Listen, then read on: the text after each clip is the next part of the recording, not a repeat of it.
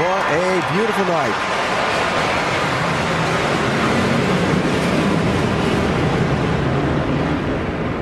And a loud flyover.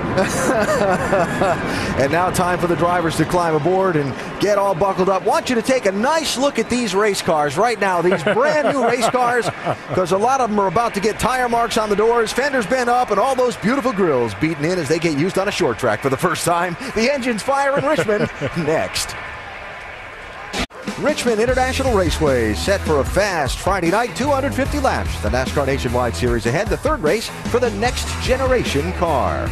Let's get some more headlines from pit road before the engines fire, starting with Jamie. Well, Alan, this is the third time we've seen Elliott Sadler in the 88 car. But the bad news for this team is Popsy Reese Sr., the crew chief, told me, he's not up here yet, I looked behind me, he was a minute ago. He told me that they weren't sure what direction to go with this new car. He said they've been so busy this season, they haven't had a chance to test it. So even though this is the same team that went to victory lane one weekend ago with Jamie McMurray, it's back to the grind tonight. They start 31st. Dr. Jerry Punch? Thank you, Jamie. You know, this Nationwide Series was designed to be a breeding ground for future stars of NASCAR. And there's no better example than that than this 00 car right behind me, being driven tonight by 18-year-old Ryan Truex. Now, Ryan is only making his third start here in the Nationwide Series, but he's already impressed a lot of people. Last month at Michigan, he qualified second and ran in the top 5 most of the night until fading late and finishing 12th. Now, he starts outside the top 10 tonight, but folks, look for him to be there very quickly. Vince Welch. Ryan Newman is in the 1 car for the 9th time this season, and he's had some good runs for this small team, a top 10 last week in Atlanta, but they haven't been able to catch a break in most of his outings, and they failed to finish 4 of the last 5 races. Tonight comes the new car challenge, but this team's philosophy is it's a race car. Their job's to make it go fast so Ryan can work his skills. Certainly sounds simple. We're about to see how that plays out for Ryan Newman tonight. Dave Burns? Vince, I just talked to Jason Leffler driving the Great Clips car here tonight, and I asked him about the feedback he was getting from this new style of race car at this racetrack. And he said, you know what? It is fun to work on, and it's fun to try to figure out how to make them faster. Hopefully for Jason, who starts 9th tonight, it'll also be fun to drive. He counts 2 top 5s in his runs here in the September race. Alan? All right, Dave, thanks. So you see the drivers finishing up, cinching up the safety equipment, getting ready to go racing here at Richmond. It should be fun. It should be a lot of fun. There's a lot of nervous people out there that they do not know what this car is going to do. They're thinking of their chassis, they're talking, they're communicating, they're doing a lot of things right now because so much unknown, such a big question. A lot of anticipation, a lot of excitement. I think the guys will tiptoe around the first few laps, try to figure it out, and then they'll cut them loose and go racing. So after 6 hours of testing Thursday and a full day of practice and qualifying here on Friday, we know very well, now we get to the main event.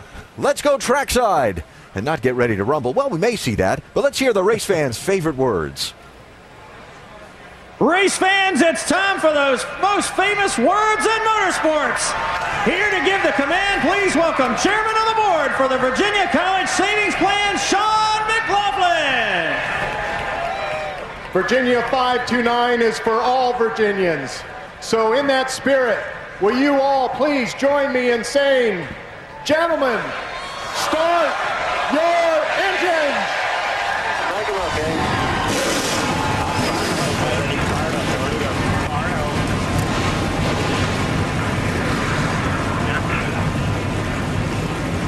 Three, 1, 2. Come on, 3 foot. And we are almost set to go. Well, the double-duty drivers have changed into their nationwide uniforms, one of which is pink. Our boys in the booth have changed into their primetime suits, none of which are pink. We'll confirm when we actually see them. No, okay, all set there. Marty Reed, Dale Jarrett, and Andy Petrie, gentlemen. All right, thank you, Alan. Hello again, everybody. You know, the top 6 qualifiers have won the last 11 races here in the Nationwide Series at Richmond. My question for you, Andy Petrie, is does that dynamic change tonight because of this new car? Well, what I do think about the new car is it's an opportunity for other teams besides the Joe Gibbs team and maybe even the Keselowski teams that have dominated this series to come up here and say, okay, we got a clean slate. It's an opportunity. Will they capitalize on it? I don't know. You know, the best drivers usually do find their way to the front, and those are the best drivers in the series. But it is an opportunity with this new car. All right, then my question for you, Dale, is who's those guys in the mix that could break this streak of those top 6? Well, I thought I might know, but after listening to the guys in the pit studio, I don't know that I know because they don't seem to know what's going on here tonight. But no, let's look at 7th, 8th, and 9th. Parker Kligerman, Trevor Bain, and Jason Leffler. These guys, I believe, have to feel that this car has equalized things enough that it's going to give them an opportunity to sniff victory lane more than they have been able to with the older car. So I look for these guys to be up front and maybe have a shot at winning this thing. Well, we're about to find out as engines have fired. Let's get you set up with all the onboard cameras that we have. And we've got Justin Allgaier with the Verizon Wireless Dodge, Kyle Busch with the Toyota, Brad Keselowski, the RubyTuesday.com Dodge, Jason Leffler in the Carfax Toyota, Carl Edwards in the Copart.com Ford, Brendan Gaughan, the Nationwide Insurance Toyota, Stephen Wallace with the 5-Hour Energy Toyota, and Elliott Sadler in the GT Vodka Chevrolet. And of course, Stephen Wallace is our in-race reporter, so let's talk to him right now, DJ. Hey, Steve, Dale Jarrett, the ESPN. You have a copy? Clear, Dale. All right, Steve, our first question comes from our ESPN mailbag, and Kylie in Fort Mill, South Carolina asks, you've had success on short tracks this season. What's the secret to running well at Richmond? Well, I think the secret here, is, coming from kind of a short track background. That's what I raced my whole life. And Dad, I won a bunch of races here, and I just like this joint, man. It's cool. Hey, Stephen, as a young driver and having success on these short tracks, now you've got something else to deal with in this new car. Has that hindered your program and your possibility of a good finish here tonight? Definitely hindered it a little bit, but I want to put it out of the question of us finishing good. This new car just takes a lot of different stuff. It's fairly new to us, but, those Cup guys got a lot of good experience with it. So we're trying to, make some good adjustments to this thing and keep the 5-hour Toyota up front and, hopefully have a good finish here. Have you had to change your driving style any with this new car versus what you had here in the past? Yeah, these cars are definitely a lot tighter right in the middle. Kind of the trend from what I heard from all my guys, and what my car was doing. At the longer run, you get loose in, tight in the middle, and loose off. So they definitely handle a little bit different than the current car, I'd say.